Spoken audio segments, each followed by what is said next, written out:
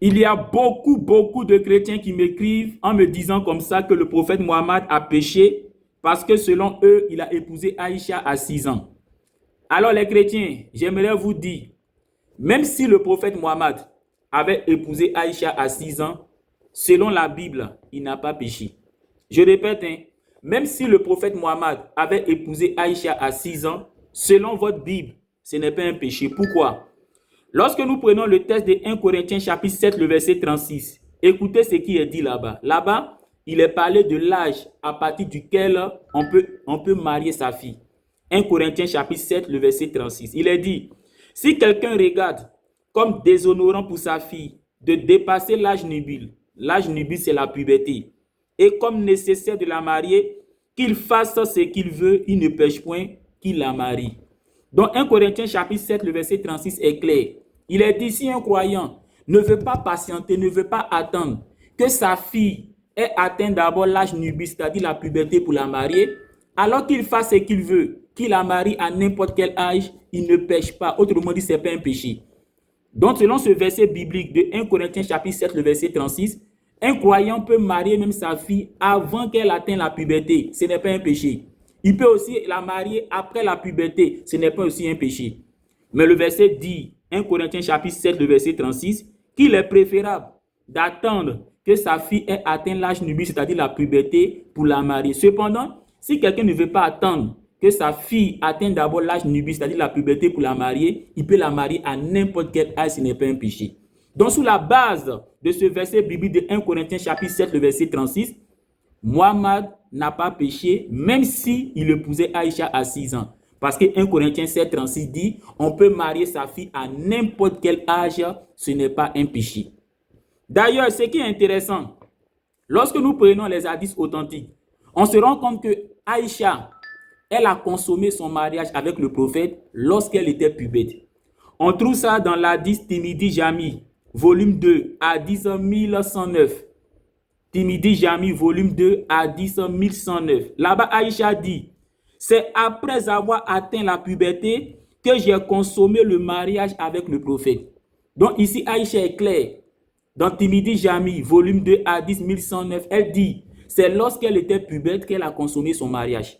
Alors que 1 Corinthiens 7, 36 dit, normalement pour marier sa fille, il est préférable qu'elle ait atteint l'âge nubile, c'est-à-dire la puberté. Or, Aïcha confirme qu'elle avait déjà atteint la puberté lorsqu'elle a consommé son mariage. Donc, selon 1 Corinthiens chapitre 7, le verset 36, le prophète n'a pas péché en consommant le mariage avec Aïcha, parce que Aïcha confirme qu'elle était pubère.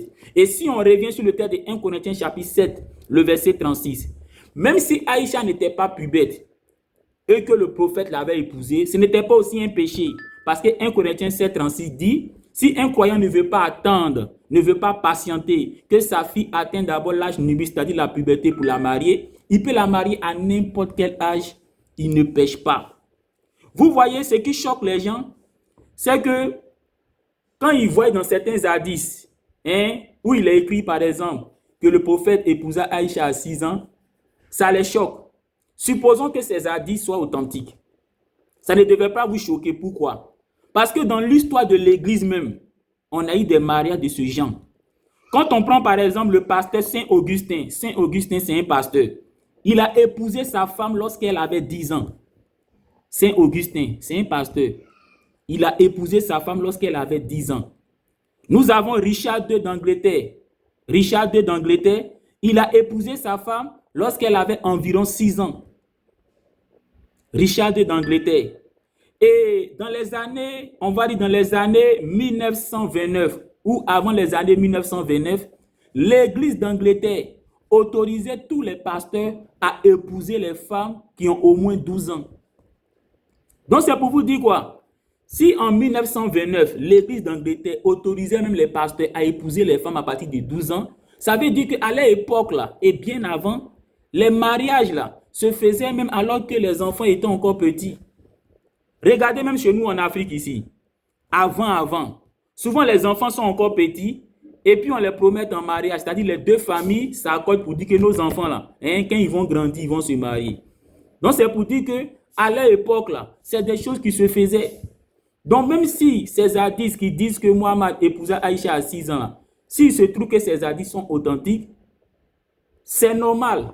C'est normal parce que nous avons des faits historiques qui montrent que même des pasteurs ont épousé leur femme à 10 ans. On a parlé de Saint Augustin, un pasteur qui a épousé sa femme lorsqu'elle avait 10 ans.